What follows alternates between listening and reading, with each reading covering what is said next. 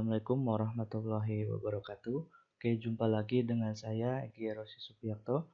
Kali ini kita akan membahas mengenai lanjutan dari pengembangan perangkat lunak skala besar. Kali ini dengan studi kasus KTP elektronik ya, atau lebih dikenal dengan iKTP.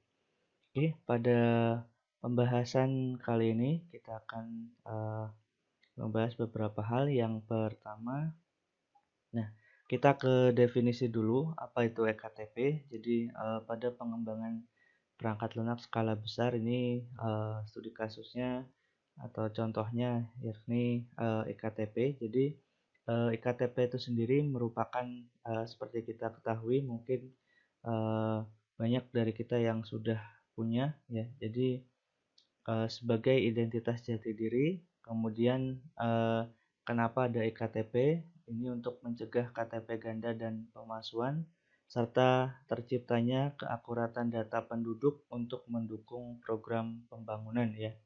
Karena kalau sebelumnya kita punya KTP dalam bentuk kertas biasa dan itu rentan sekali untuk dipalsukan maupun digandakan. Untuk merealisasikan program tersebut, ini pemerintah telah menggelontorkan dana sebesar 5 triliun sejak 2011. Nah, ini 2011 2,29 triliun, 2012 1,68 triliun, 2013 1,59 triliun. Nah, ini dari segi dana ya.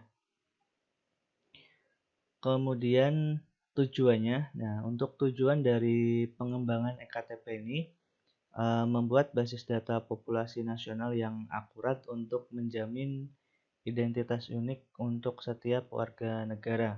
Nah, ini berdasarkan data ya, mendaftarkan 172 juta warga negara dari 6.457 kecamatan di tahun 2011 sampai 2012.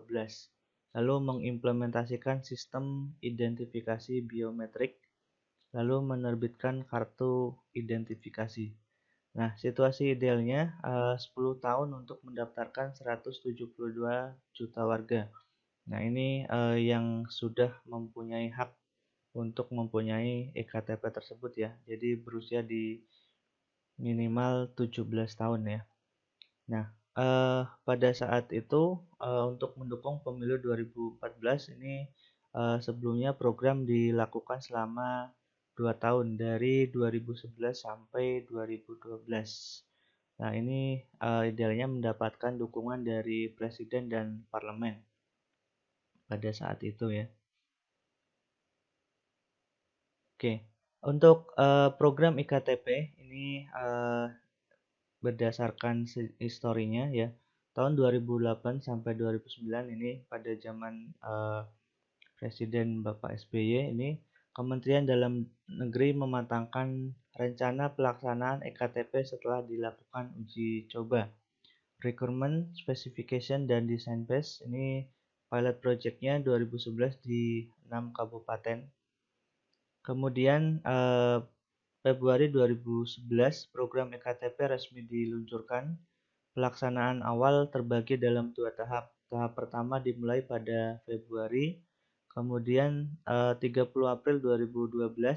Batas terakhir dari tahap pertama pembuatan eKTP untuk 60 juta penduduk di 2.348 kecamatan dan 197 kabupaten dan kota. Kemudian tahap kedua pada akhir 2012. Lalu pada November 2013, perekaman data penduduk ini mencapai 173.325.378 jiwa. Nah, ini berdasarkan dari Kemendagri, angka itu sudah melakukan perekaman ya. Dan berdasarkan data tersebut, Kemendagri ini menyatakan angka ini sudah melampaui target, yakni hingga akhir 2012 mencapai 172 juta KTP elektronik. Nah, ini historinya. Kemudian, nah 26 September ini 2013 ada rapat paripurna DPR yang menyepakati bahwa tentang perubahan Undang-Undang Nomor 23 Tahun 2006 tentang administrasi kependudukan. Nah, salah satu poin penting yang ada dalam undang-undang tersebut ini memberlakukan KTP elektronik seumur hidup. Nah, kalau sebelumnya kita punya KTP ada batasannya ya 5 tahun, kadaluarsa nanti kita perbarui lagi. Tapi untuk iktp ini mulai berdasarkan undang-undang ini diberlakukan seumur hidup ya. Kemendagri menyatakan pemberlakuan iktp seumur hidup ini dapat menghemat anggaran hingga 4 triliun ya, karena kita tidak perlu memperbarui selama 5 tahun, kemudian eh, kalau seumur hidup ini ya kita akan bisa menggunakan seumur hidup ya. Kemudian 31 Desember 2013 batas akhir pembuatan ektp secara nasional. Nah, jadi pemerintah merencanakan mulai 1 Januari 2014 ektp berlaku efektif ya. Walaupun sampai pada saat ini masih banyak juga yang masih belum punya ektp ya.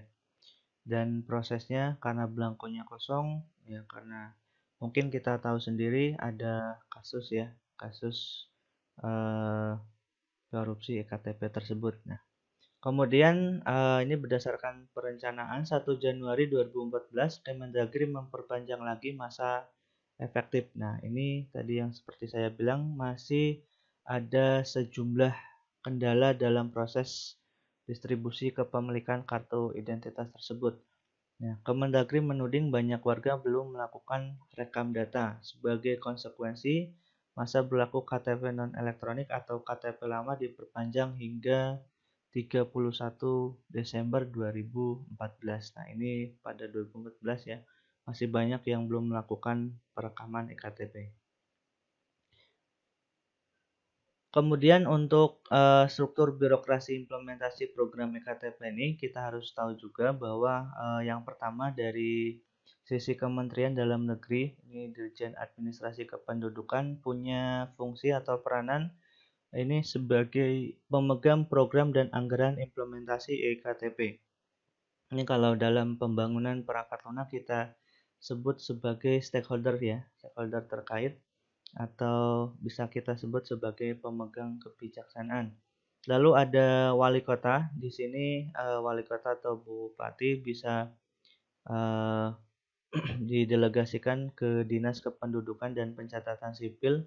Ini fungsinya sebagai eksekutif penanggung jawab implementasi program ektp.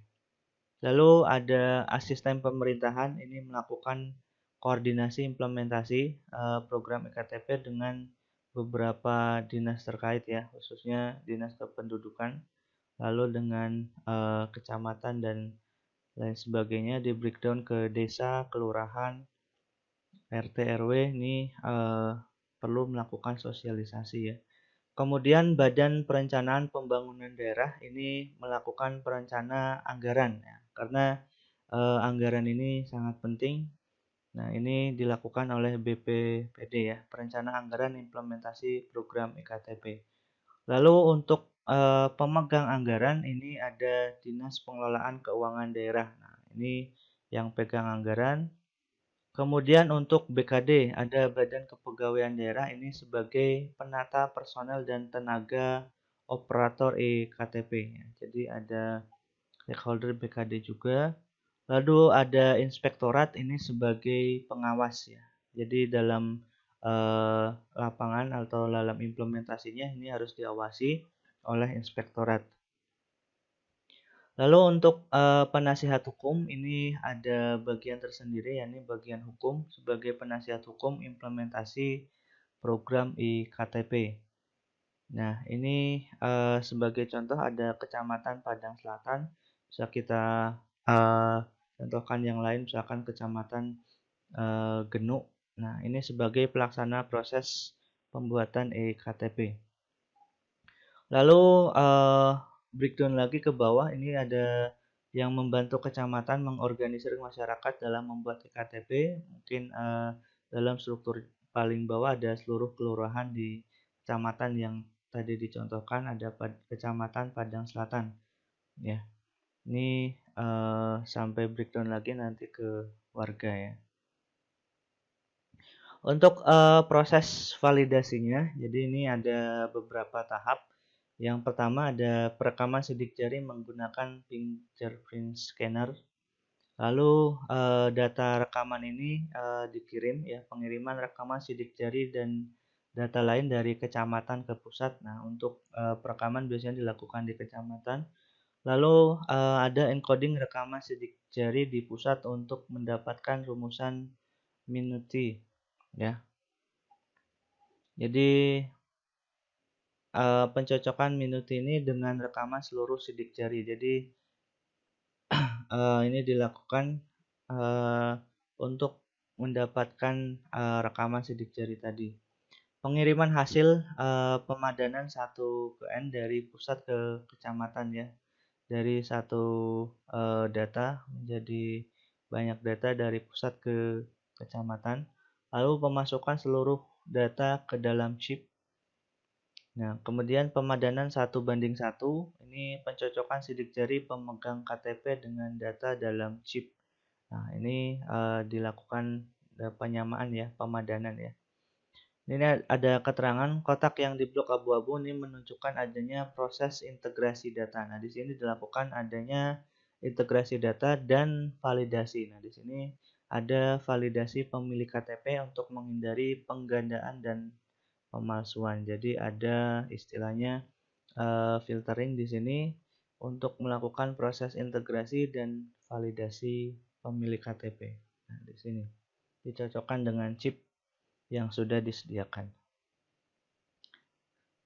Selanjutnya, ini hanya ilustrasi saja. Jadi untuk proses perekaman KTP bisa kita lihat ini hanya ilustrasi ya. Jadi pegawai dengan warga melakukan proses pembacaan dan pencocokan fingerprint di sini. Kemudian dikirim ke server database. Nah, dari database ini kemudian di-retrieve, ditampilkan di monitor. Si pegawai akan melakukan konfirmasi data. Nah, sudah sesuai atau belum. Nah, ini dikonfirmasi. Lalu setelah konfirmasi, pegawai ini akan menyimpan data nanti tersimpan ke dalam database. Nah, ini arsitekturnya dari pembuatan iktp ya. Hanya ilustrasi. Oke, kemudian proses penerbitan. Nah, bisa kita lihat untuk proses penerbitan ini dari websitenya iktp.com. Ini penduduk wajib membawa KTP datang dengan membawa surat panggilan mendatangi tempat pelayanan. Nah, biasanya ada nomor antrian ya. Kemudian petugas melakukan verifikasi data penduduk yang ada dalam database. Dilakukan verifikasi dulu, dicek dulu namanya sudah sesuai atau belum, kemudian alamat, tanggal lahir dan sebagainya dicek. Kemudian biasanya ditanyakan juga profesinya apakah berubah. Nah, ini dicek. Lalu petugas operator melakukan pengambilan dan perekaman pas foto. Nah, difoto dulu, Andre ya, biasa. Kemudian penduduk melakukan tanda tangan ya, tanda tangan secara elektronik di sini. Lalu melakukan perekaman sidik jari seluruh tangan ya, dimulai dari tangan kanan kemudian tangan kiri. Nah, setelah itu petugas membubuhkan tanda tangan dan stempel pada surat panggilan sekaligus sebagai tanda bukti bahwa penduduk telah melakukan perekaman pas foto, kemudian tanda tangan dan sidik jari. Setelah itu, penduduk pulang ke rumah masing-masing dan menunggu panggilan berikutnya untuk mengambil eKTP. Nah, ini nanti biasanya ada kabar kapan bisa diambil ya. Menunggu belangkonya tersedia atau tidak. Nah, ini proses penerbitannya ya. Oke, selanjutnya untuk link database iktp ini berdasarkan websitenya. Nah, ada banyak yang terkait di sini. Bisa digunakan untuk data-data di sini. Warga ini bisa tersambung ke dunia usaha, pemprov kabupaten kota, keuangan, hukum, agama, BIN, BPN, Polri, jadi semuanya terintegrasi ya di sini. KPU, jadi ketika kita punya hak pilih untuk memilih misalkan legislatif atau calon ataupun eksekutif ya presiden. Nah ini KPU tinggal ngambil data dari database iktp. Nah begitu juga dengan data sosial. Nah ini biasanya untuk bansos ya. Nah di sini bisa tinggal mengambil data dari database iktp. Oke, kemudian untuk teknologi pada iktp ini yang pertama mengandung chip iktp. Jadi di dalamnya ada kartu pintar berbasis mikroprosesor dengan memori 8 kilobyte ya. Di sini digunakan untuk menyimpan data biodata pemilik, kemudian tanda tangan, pas foto dan 2 data sidik jari, baik tangan kanan, ini untuk telunjuk tangan kanan ataupun kiri.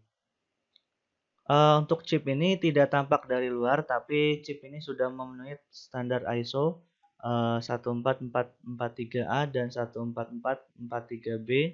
Nah, ini mendukung kerahasiaan data pemilik iktp. Nah, chip ini juga hanya bisa dibaca oleh perangkat pembaca tertentu untuk menjamin keamanan data. Jadi tidak sembarangan ya. Lalu teknologi yang kedua ini ada smart card, dibuat dengan bahan khusus polyethylene terephthalate glycol (PETG) ya. Terdiri dari 7 lapisan, chip dan antena menjadi komponen utama iktp, terletak di lapisan tengah yang punya ketebalan 330 mikron. Bisa kalian raba-raba ya di situ. Lapisan lain berfungsi sebagai pelindung, lapisan gambar dan free layer dengan ketebalan sekitar 95 mikron. Kemudian untuk smart card ini bisa tahan temperatur antara minus 25 derajat hingga 70 derajat Celcius ya. Jadi kalau kalian mau coba silahkan, tapi tidak disarankan ya. Jangan kalau mau dibakar ini harus di atas 70 derajat Celcius. Nah, ini untuk menguji saja, tapi tidak disarankan untuk dilakukan. Kemudian tahan tekanan dan bahan kimia tertentu. Ini bahan plastik Pecina, di sini ada keterangannya. Kemudian teknologi yang diterapkan juga ada biometrik, ini untuk mengidentifikasi individu berdasarkan ciri-ciri yang melekat padanya. Nah, ini tadi ada tanda tangan, ada sidik jari. Nah, contoh ciri fisiologi seperti sidik jari, mata ataupun suara. Kemudian teknologi yang terakhir ada iktp reader, ini dengan modul biometrik untuk membaca ya, membaca iktp tersebut. Nah, bisa kita lihat dari gambar di sini bahannya dari plastik PETG, polyethylene terephthalate glycol. Nah, ini. Kemudian ada glucose relief background di sini, ada lekuk-lekuk di sini dengan tulisan kartu tanda penduduk ya. Kemudian ada chip ini yang tidak bisa disentuh, ada di dalam ini, di dalam KTP elektronik. Nah, bentuknya seperti ini ya kalau kita buka. Kemudian ada line width modulation background di sini untuk background. Di sini ada tulisannya kayak semacam watermark di sini, kartu tanda penduduk di sini. Nah, ini isinya ya, teknologi yang ada di dalam iktp. Ini sebagai contoh saja. Lalu ternyata dalam pengembangan perangkat lunak skala besar seperti iktp ini terdapat carut marut juga. Ya, seperti mungkin sudah kita ketahui. Yang pertama ini berdasarkan laporan dari beberapa kota yang ada di Indonesia. Pertama di Bandung, ya, kasus salah cetak data iktp warga Kota Bandung mencapai 33.000 lembar. Ini kesalahan itu antara lain alamat dan nama. KTP lantas dikembalikan ke Kemendagri pada April 2013. Tercatat baru 1,4 juta warga yang merekam data. Ini di Kota Bandung ya. Lalu di Yogyakarta ini ada sekitar 5.000 ektp belum tercetak meski warga sudah menyelesaikan rekam data beberapa bulan sebelumnya. Ini tidak hanya terjadi di Jogja tapi di beberapa daerah di Indonesia ya. Dinas Kependudukan dan Pencatatan Sipil Kota Yogyakarta menyatakan mereka sebenarnya sudah siap mencetak ektp sendiri, namun belangko dari pusat belum datang. Nah, ini masalah yang muncul ya di hampir seluruh daerah. Kemudian di Sleman ini hingga awal 2014 pembuatan ektp belum juga tuntas. Setidaknya 500 lembar ektp gagal cetak, sementara 7.000 lainnya belum tercetak. Ini juga carut marut yang terjadi di Sleman. Lalu di Solo, ratusan ektp telah tercetak dan terdistribusi dikembalikan ke kantor Dispendukcapil. Nah, ini rata-ratanya akibat kesalahan data seperti nama, agama, dan tanggal lahir. Sementara sebagian kecil lainnya warga menginginkan perubahan data seperti menikah dan pindah agama. Nah, ini di Solo ya. Lalu carut marut yang lain contohnya ini terjadi di Kabupaten Malang hingga November 2013 sekira ada 550.000 warga Kabupaten Malang belum melakukan perekaman data iktp. Nah, secara keseluruhan di Jawa Timur setidaknya ada 1,2 juta penduduk yang belum memiliki iktp. Ini data yang lama ya. Jadi iktp ini dijadikan contoh sebagai pengembangan perangkat lunak skala besar beserta carut marutnya beserta teknologi yang digunakan. Kita tidak melihat datanya tahun berapa. Yang kita lihat adalah pengembangan perangkat lunak. Kita lihat dari sisi pengembangan perangkat lunak skala besarnya ya. Kemudian ada juga carut marut ektp di beberapa daerah. Ini di Medan ada 1.500 ktp bermasalah karena sidik jarinya tidak jelas, harus direkam ulang.